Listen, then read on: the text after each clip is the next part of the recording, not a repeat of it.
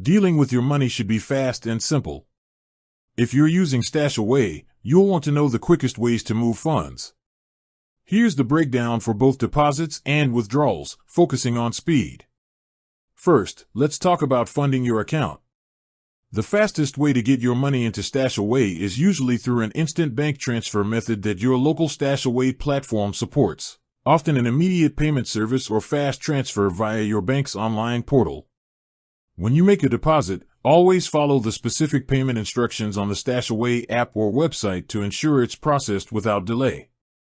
If you use a regular bank transfer method, it can take 1 to 3 business days for the funds to clear and be ready for investment. Now, for getting your money out. The speed of a withdrawal depends on the product you're pulling from. If your money is in a StashAway Simple or other low-risk cash management portfolio, the withdrawal is generally faster. For StashAway Simple, you're typically looking at around 2 to 3 business days for the cash to land in your personal bank account. This is the closest you'll get to a quick withdrawal on the platform. For funds held in a general investing or other investment portfolio, the process has an extra step, selling your investments.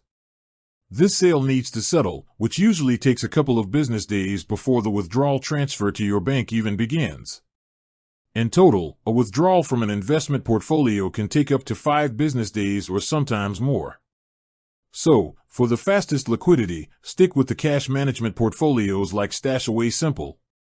Always double-check the processing times in the app for your specific country and product, and initiate transfers during business hours for the best chance at a quick turnaround.